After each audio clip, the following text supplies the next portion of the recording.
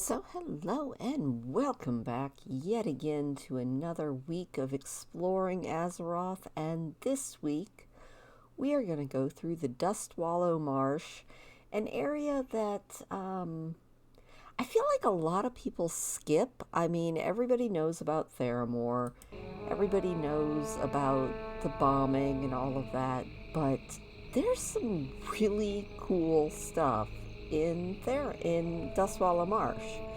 So, speaking of Theramore, I have still to this day never actually done the quest line that ends with the bombing of Theramore. I just don't have it in me. That is such a sad story, and I just haven't done it. So this is old Theramore. I have never seen bombed out Theramore. I think that part would make me very sad, but we are going to start with Onyx.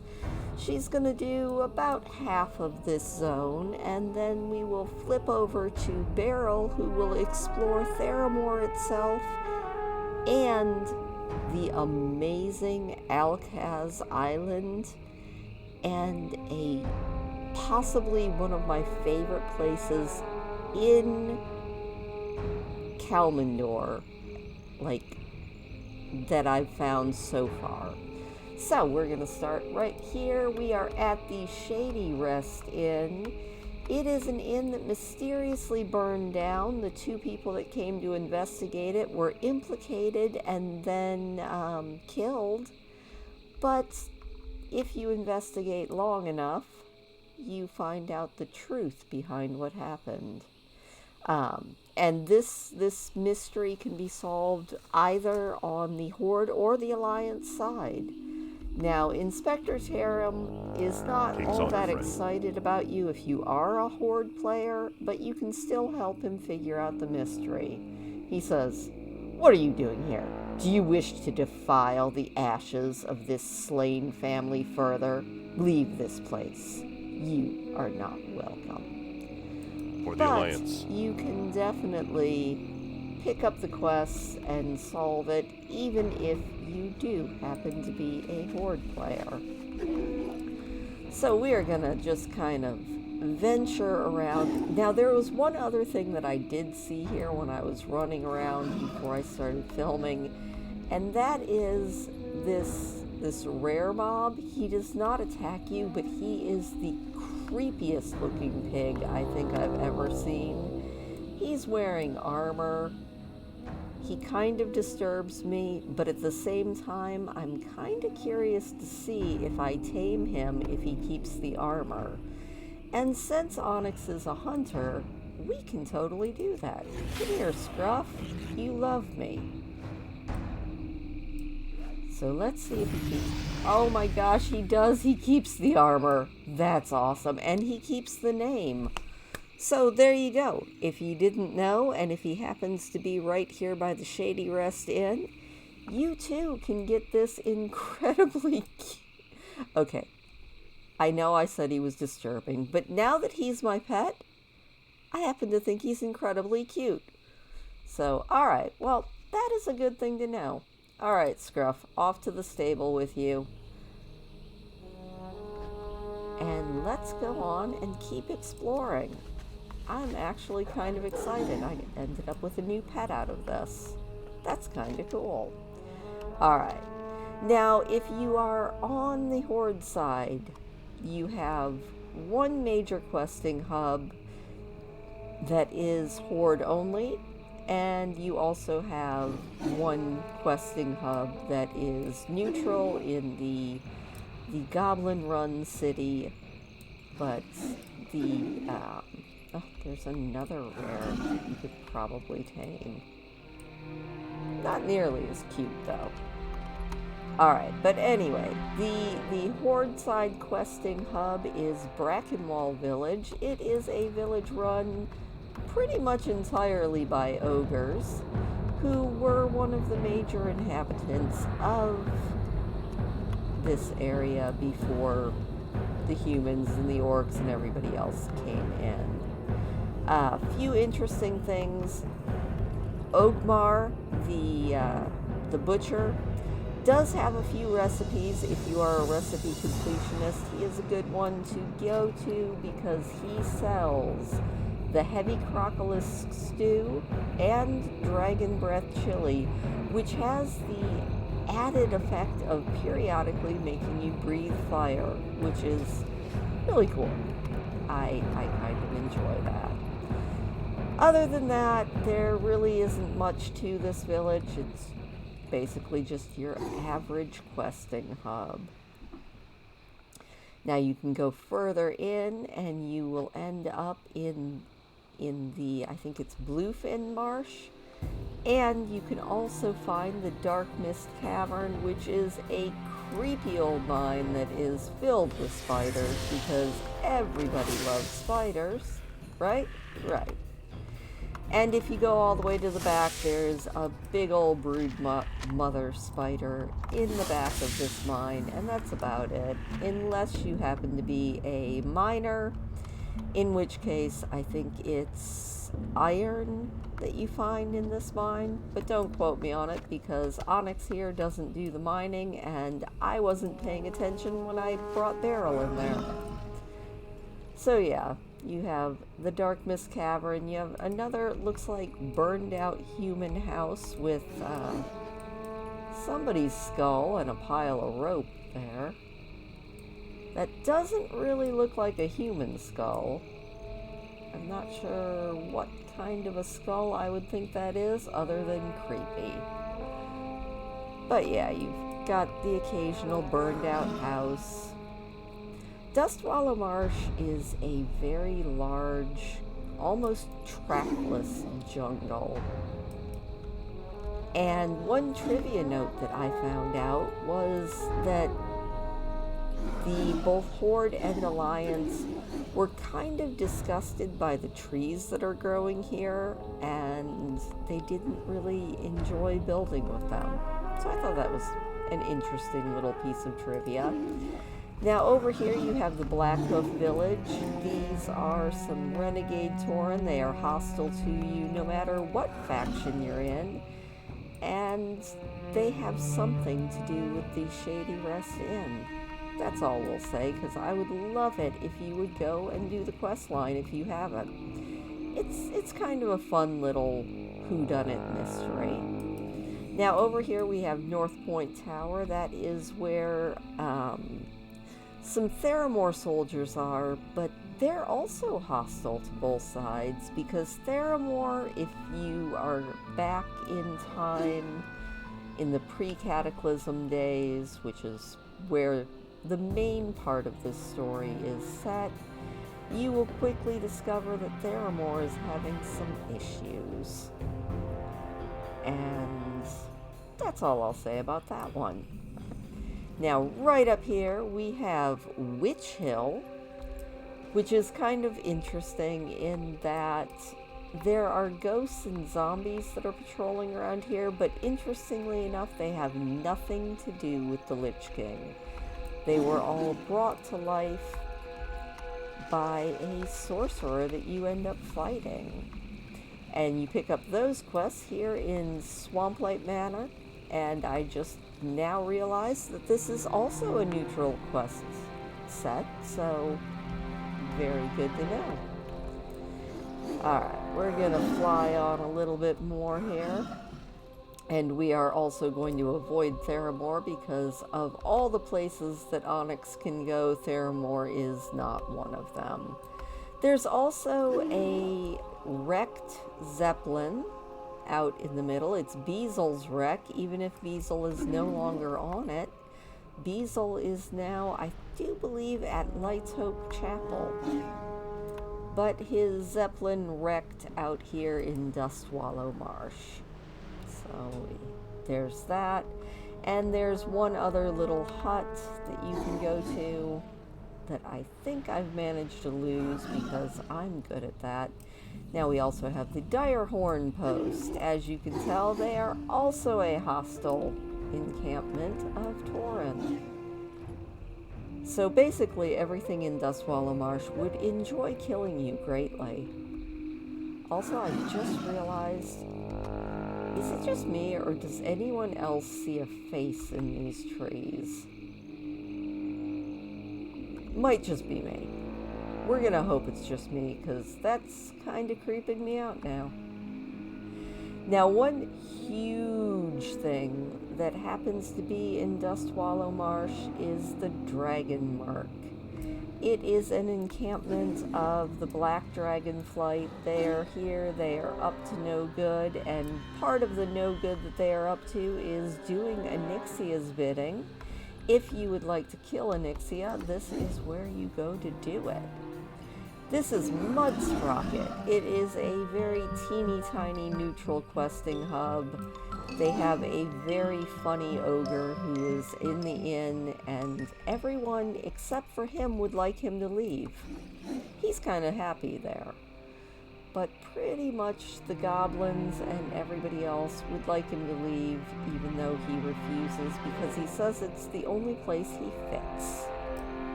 Not exactly sure why he's not down with the other ogres in the Horde questing area. I'm sure that that is explained, but it's been a very long time since I've done these quests. So if you go along back here behind Onyxia's lair, which we'll zoom up and check out Onyxia's lair as well, because it's just kind of an awesome place. But behind Onyxia's lair is a very, very cool cave. And we'll go there after we check out Onyxia's lair here. It's one of those interesting raid entrances where you actually have to open it. I do believe back in the old days you had to be attuned to it, just like Molten Core. You no longer have to do that, and the enemies inside drop Wrath of the Lich King materials. So that is one good place to get Wrath materials here in the old world. Also, if you are on the Horde side, this is an area that you can do pet battle dailies. And this is Grazzle the Great. He happens to be fighting you with 3 dragon babies. It's not a hard fight. Bring humanoid battle pets and you should do just fine with it. So, like I said, I think I was reading that this cave back here actually has a lot to do with the attunement quest for Onyxia's Den. But this is the home of Ember Strife, and it's a very unique cave. I like this cave because it's kind of low-ceilinged and just has a really cool vibe to it. Also, there's only one enemy in here, and that is Ember Strife himself, so if you're looking for a really good hideout for a character, this is a pretty good one, because you're only going to be sharing it with a black dragon that isn't really going to bother you as long as you don't bother him. Also, occasionally, back in this other little cavern, you will get a rare spawn of Scintillax, which is a kind of looks like the little crystalline pets that you can get in Deepholm. So if you are a hunter and you want one of those, I do believe it's tameable, but don't quote me on that. That's just not my style of pet. Honestly, most of the time, my pets tend to all be cats. That doesn't surprise me much, considering most of my pets in real life are also cats, so. But yeah, that is about it for Onyx. We're going to switch over and check in with Beryl, who is going to show us all around Theramore and that area, and my absolute favorite little hidden gem, at least on the Kalmandor side so far. Alright, now we are back with Beryl, who is starting her Dustwallow Marsh adventure just outside of Theramore on the Dreadmurk shore, where, as you can see, we have got a couple islands full of murlocs. Murlocs as far as the eye can see. So we're just going to kind of do a little quick cruise over them. Now, I did go down and check out this ship. You can't actually get onto it, which always makes me sad, but it does seem to be a night elf ship. Not sure the story behind it, but nice little sunken night elf ship. Also, we have a bunch of Defias on a couple of these islands out here, kind of letting everybody know that the Defias have spread their influence across the great ocean, even over on the Kalmandor. In fact, they're kind of everywhere along the shore. Where you don't trip over murlocs, you're going to be tripping over Defias. But you know, I guess that's okay. I have a lot of sympathy towards the Defias because I feel like they were just poorly used by the Alliance. And, you know, again, political system's gone wrong. But despite that, that is no excuse for what happened to Theramore. That is such a messed up storyline, and like I said, I haven't actually watched it play out anywhere other than YouTube. Now, if you would like to find Nat Pengal, who used to be a requirement if you wanted to advance in your fishing skill, he is also hanging out here in Dustwallow Marsh. He's on this nifty little island. He will teach you some things all about fishing, and he is typical Nat Pengal. He says, if you ask me, the best part about fishing is its slow pace. It gives one time to think, to reflect on past events, and to plan for future ones. Oh, it's also a great excuse to drink heavily. And you know, I'm fairly certain that I know a lot of people who probably agree with Nat on the drinking and fishing portion of that. Alright, so we are approaching Theramore. It is a beautiful but troubled city. You can catch the boat all the way over to the Eastern Kingdoms. Right here on the end of the dock, it goes to Menethil Harbor. Also, just offshore is the privateering vessel.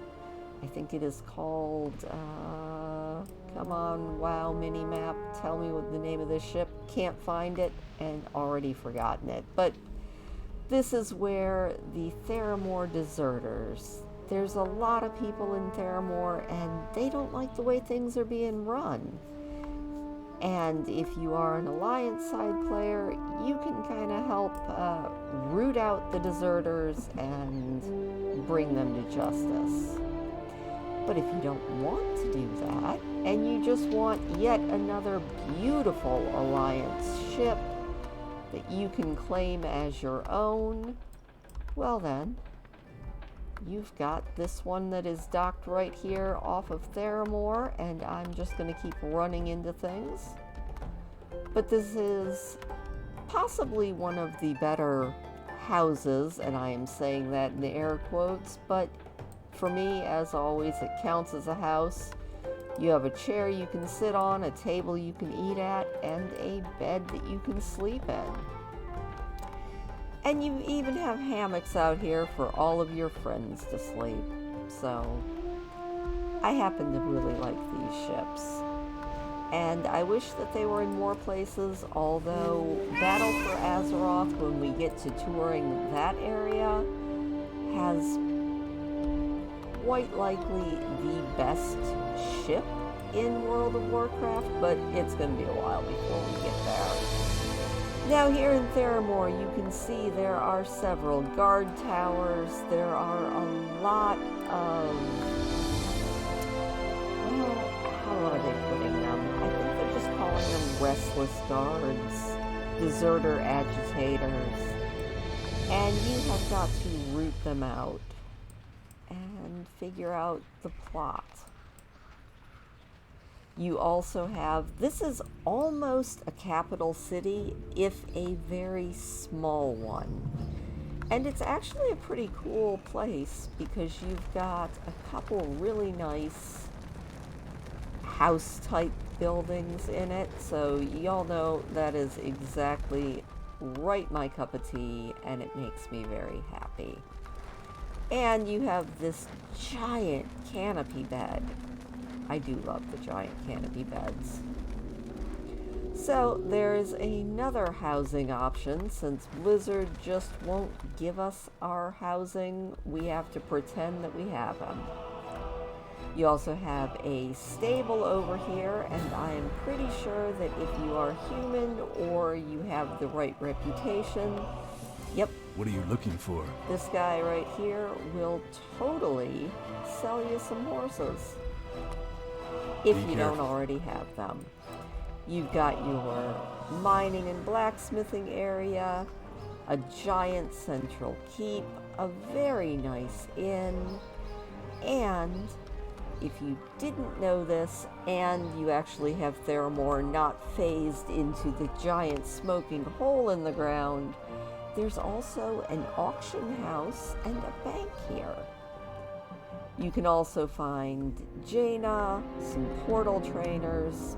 This is a pretty darn good city, at least until, like I said, it becomes a giant smoking hole in the ground, which is never a good time. I do love these multi-level areas. The towers just really make me happy. And always go up to the top of these because you can never know what you're going to find. Now, if you're questing up here, you're going to be sent to the top of this tower anyway, because we have Archmage Tervash, the Lady Jaina Proudmoore in her old armor set, and slightly lower res textures, and Pained, a night elf who for some reason is shorter than Jaina, and I don't quite understand that, but you know what, we're gonna roll with it. So yeah, up at the top of the tower you have a Jaina Proudmoore. Now, how many flights can I jump down without giving injury to my rogue? Most of them, which is always a good thing. Now, we're going to run into the keep really quick, which is, I do believe, where I found the bank / auction house. Just because now I can't remember if there's also an auction house or if it's just a bank. So we're going to go into the Foothold Citadel and go upstairs and check on that, because inquiring minds want to know. Also because this is a really nice keep. Again, if your character would like to have their very own fortress, this is a good one to have. But yeah, you just come up to the middle of the keep and... Alright, not an auctioneer, but there is bank access over here. I feel like I didn't know it, so I'm kind of thinking a lot of other people might not know it too. Although maybe you guys do all know it, and I'm just the ignorant one. Entirely possible. Alright. As promised, now we're going to go out to Alkaz Island, and we're going to see a couple of really cool things.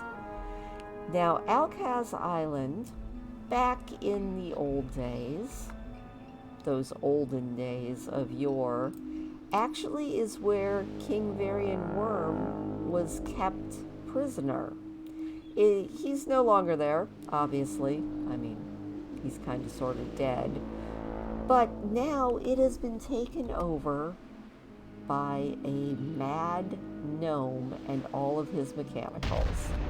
Also, as you can see, if you attempt to fly to Alkaz Island, you're going to be shot down. So don't do it. Especially if you're a lower level, because it will kill you. Now on Alkaz Island, as I stated before, nowadays it is home to a slightly mad undead gnome and all of his robots that he has made. The island itself is guarded by a bunch of elite hydras and a bunch of elite security bots that are 15 levels higher than the highest level on land, or at least on the mainland. They also drop machine fluid that will make your pets, let me pull out a pet here and show you. Let me pull out a light colored one, or at least that one. Let's see. We'll pull out this albatross chick and just click on it. And then we are going to click on our machine oil. And as you can see, for whatever reason, your pet, and this goes for hunter pets as well, will be covered with oil and slippery for the next hour. Interesting. Not sure what the point of it is, but it does kind of make me laugh. Now, this here is Clint. Clint is the only not crazy, at least he hopes he's not, gnome left on the island, and when you talk to him, annoying. He says, "Oh, woe is me. Woe. My life is over." Do you know who Dr. Weevil was, might still be? I'm not sure. Death would not stop him. No, he had predicted that. Brilliant gnome. The insane ones always are. The second his heart stopped, the machines he had implanted within himself started up. He was filled with a yellow ooze and then electrified. I'm not sure if it's undeath, alchemical engineering, or something more. When we heard about a new internship under the great Dr. Weevil, so many of us flocked to the island to sign up. Now I'm not sure if I'm alive or dead, and I'm leaking yellow ooze. Great. The others have taken to calling themselves drudge gnomes. Good luck with them. Bunch of jerks. Now, he doesn't have a quest for you, but he does sort of tell you what to expect as you run over here to Alcaz Island, where if you get too close, these alarmobots, these turret defenses, will shoot you. Thankfully, if you're max level, they also won't do a heck of a lot of harm. But we're going to run over, and we are going to check out Dr. Weevil really quick, and then we're going to go down where the king was once held prisoner. As you can see, we have a bunch of spider tanks. They go down pretty easy. And a bunch of buildings. And if you pay much attention to the yellow oozes on the ground, you will see that they are all labeled former interns. You also have to watch out for all these drudge gnomes who seem to be dropping Legion materials. Interesting. I don't think I ever noticed that before. But you've got these former interns, they're kind of all over. You have the model Guarder, and he is tameable if you are a hunter and you have either learned the mechanical specialty or you happen to be, I do believe, either a gnome or a goblin, can tame mechanicals naturally without having to learn it. But you go by him and up the stairs and you can see Dr. Weevil. Now, I can't remember if he's an easy kill or not. They're fairly easy. He doesn't drop much, but he is Dr. Weevil. Pretty sure that is a nod to Dr. Evil. And don't ask me about the movie that comes from, because pop culture is lost on me. Most culture, I feel like, is lost on me, but not all of it. So, if you go out from where Dr. Weevil was and go down this innocuous-looking tunnel, we're going to go see where King Varian Wern was once held prisoner. Now, the area where he was held prisoner used to be patrolled by Nagas, but as you can see, it is now mostly patrolled by yet more of Dr. Weevil's robots. Also, you can go in here and check out this prison cell. This is not the cell that held the king, but it's creepy nonetheless. And gosh, I don't want to go into one of these iron dwarven maidens. I just now realized that that is definitely a female dwarf face on that. But if you hang a turn right there and swim down, there's a secret tunnel under here. And you just keep on swimming, just like Dory said, just keep swimming. And you're going to come to another little area, being guarded by more of these spider tanks. And in this prison cell, no longer is there a king, now there is a silver arachnodrone. And a bunch of skeletons. Because it wouldn't be WoW if there weren't skeletons everywhere. So that is where the king was once held, but that is not all of the secrets that Alkaz Island holds in store for those who are curious. So now we're going to just go off the island, but not too far. Alright, now the easiest way to find this next area is to jump into the water just to the right of the dock where our last remaining gnome who hasn't been turned into a failed experiment is. And now we're going to do some swimming, and it probably is useful if you have a swim potion on you or a water breathing potion, but if you don't, that's okay. You will be able to make it. So what we're going to do is we are going to dive, and we're just going to keep swimming down. This is a long way down. And if you have a water mount that increases your swim speed, now's the time to use it. Because you're going to almost run out of breath if you don't have a water breathing class, like a warlock or forgot the name of it. Druid! Thank you. Good job, me. Now, as you can see, I got dismounted, and that was my first clue that there was something going on.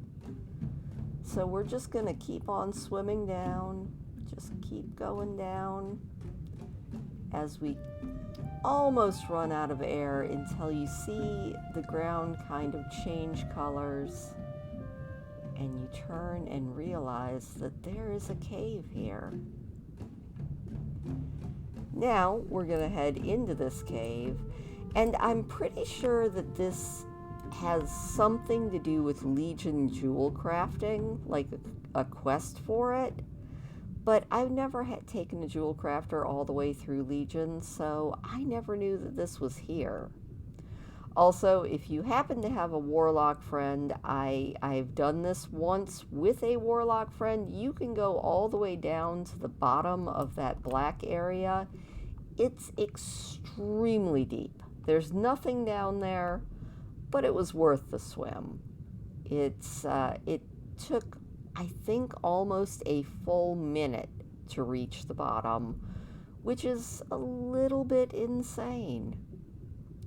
Of course, as you can see, it takes a while just to get back to the surface in this incredibly large, incredibly cool cave. So before we go to the coolest part of this cave, we're just going to go over to this little bit of bare land, mostly because this waterfall that's up ahead, I happen to think is really cool. The whole aesthetic of an underground waterfall just kind of makes me happy. And this cave happens to have a lot of them. I think what would make it even better is if there was a little campsite set up here, but beggars can't be choosers, and this place is pretty cool. Now, if you look up ahead, that is definitely Titan-looking architecture. And I was just like, this is really cool. So we're going to check it out, and I'm going to show you possibly the coolest thing that I have found on the Kalimdor side of things so far. Am I going to find cooler things as I keep on exploring? Maybe. But this is pretty darn cool. So you have this big vault with these beautiful jewels. You've got a Titan chest. You've got the Vault Guardian. But what I really like is just looking out over the world and listening to the music. Like I said, I'm pretty sure that this is a quest chain from Legion having to do with jewel crafting. But you know what? It's also just a really amazing place to kind of chill out. So let me pull back. We will look around this beautiful, beautiful cavern that you can claim for your own for the low, low price of finding it. Anyway, that's pretty much it. If you can think of anything that I missed, because I probably missed a lot here in Dustwallow Marsh, let me know in the comments down below. Also, let me know if you already knew about this cavern that's under Alcaz Island, because I only found out about it a couple of months ago. And I think it's pretty darn amazing. So next week we are going to be moving on up to the Northern Barrens. And that's going to be a collaborative effort between both Onyx and Beryl, probably a little more heavily Onyx, since the Northern Barrens is pretty darn horde heavy. So until then, have a wonderful week, and I will see you later.